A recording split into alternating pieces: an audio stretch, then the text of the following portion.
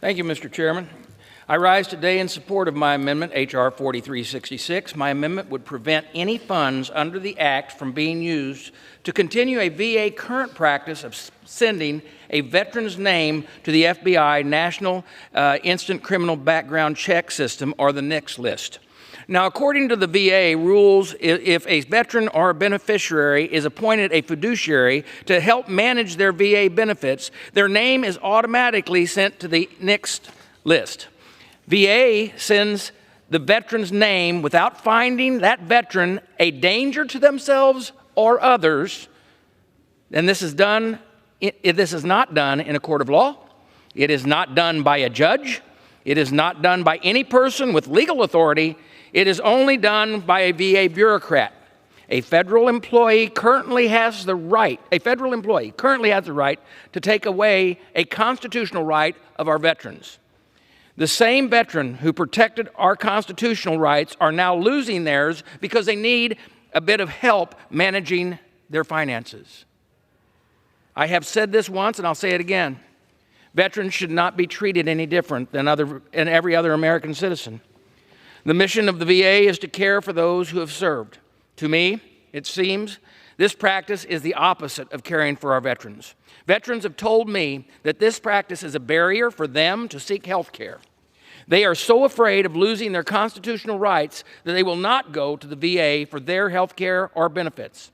There were just under 15,000 individuals reported to the last fiscal year from the VA. This fiscal year, over 8,000 veterans have already been reported to the NICS so far. This practice must stop. Now, I'm proud to have introduced my amendment that would prohibit the unlawful loss of constitutional rights to our veterans. Madam Chairman, I ask unanimous consent that the letters of support for my amendment from the American Legion, Gun Owners of America, National Rifle Association, National Defense Committee, Vets for Vet Leadership, Veterans Warriors, and the Catholic War Veterans please be entered into the record. Covered by general leave. I would like to thank Representatives Rosendale, Hudson, Desjardins, Kamek, Higgins, Ogles, Miller, Boebert, Van Orden, and Kiggins for joining me on this amendment, and I encourage all of my colleagues to support it, and I reserve the balance of my time. The gentleman reserves.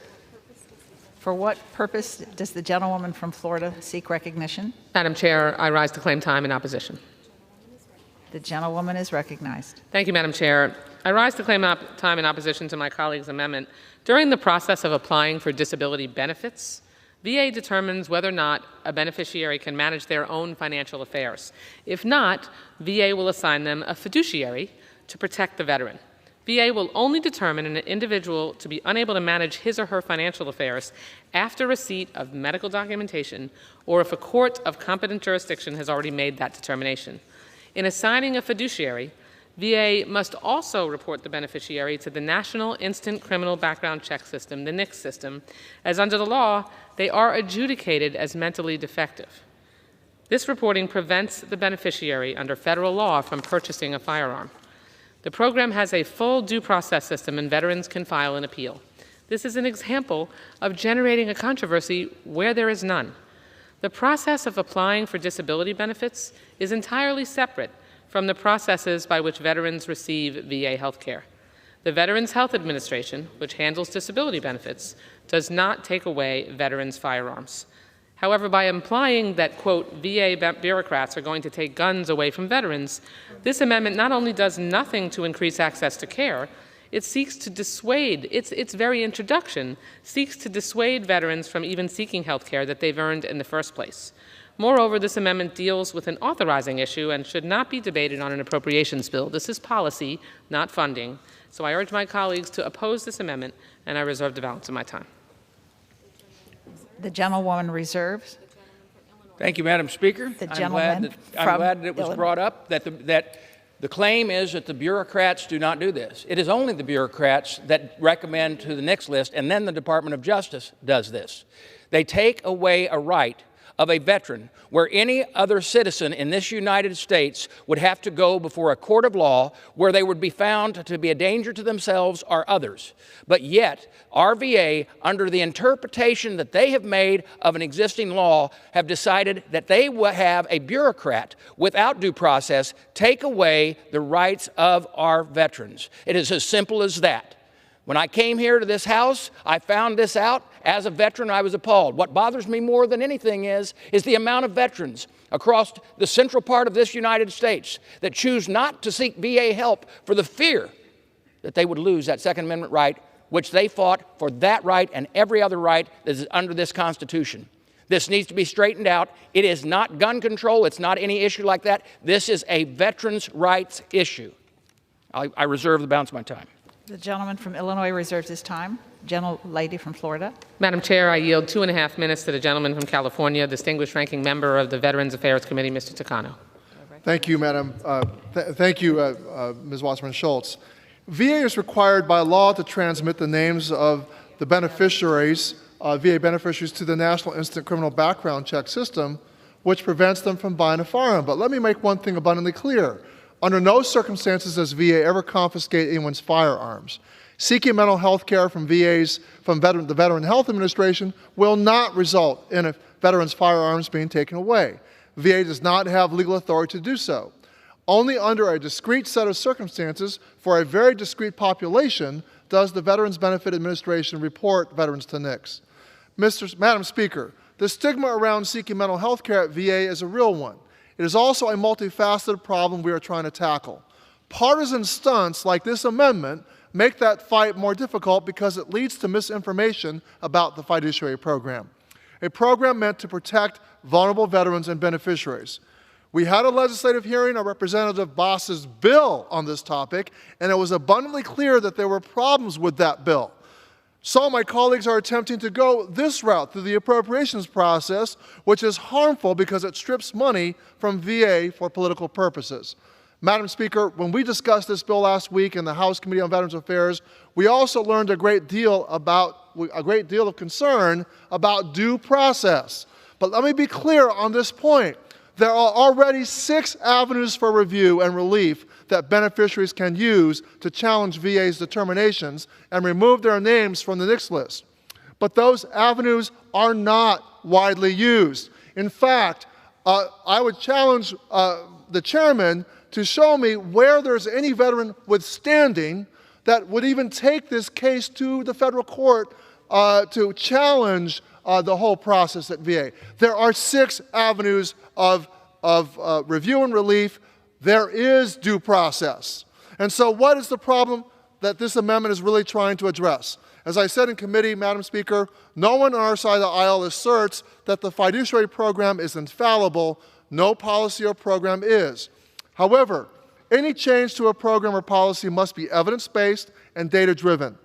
And in the case of VA's fiduciary program, a program designed to protect the most vulnerable veterans from both financial and physical harm, we must be especially careful not to put more veterans at risk.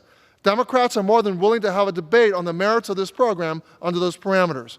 But this amendment is purely a political exercise that only seeks to put more veterans at risk by perpetuating stigma around mental health care, and it undermines VA's efforts at suicide prevention. And I yield back. The gentlewoman from Florida. I reserve.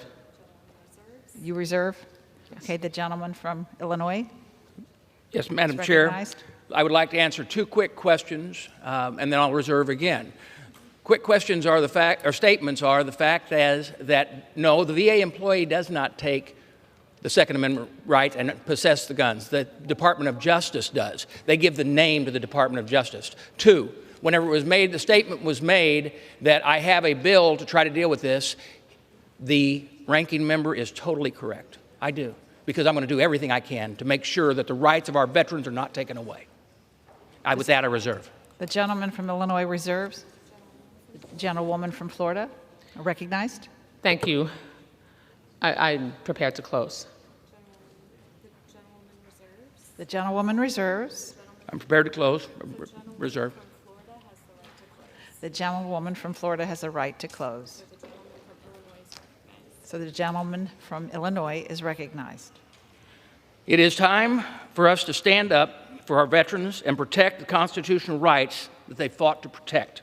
No veteran should use their Second Amendment right without due process of law. I urge my colleagues to join me in support of this amendment, and I will yield back the balance of my time. The gentleman yields back. The gentlewoman from Florida is recognized to close. Thank you, The Madam gentlewoman Chair. is recognized. Thank you. And how much time do I have, Madam Chair? The gentlelady has 1 minute remaining. 1 minute. Thank you very much. I want to make it clear that the Department of Veterans Affairs has robust due process policies and regulations in place for incompetency determinations, and remind our colleagues that one of the 3 ways in which someone is denied an opportunity to possess a firearm is when they have been declared mentally incompetent. There are very robust provisions in the processes at the VA to ensure that there is due process in place.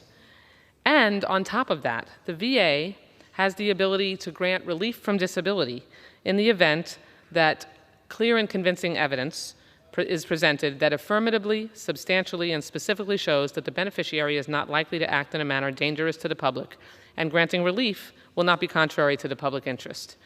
That is the kind of safety measure that we want to make sure that when you've been declared mentally incompetent, Madam Chair, that you are not able to get access to a firearm. Due process is important. Protecting the public and the individual is as important as well. The And I yield gentlewoman's back the time balance of has my time. expired.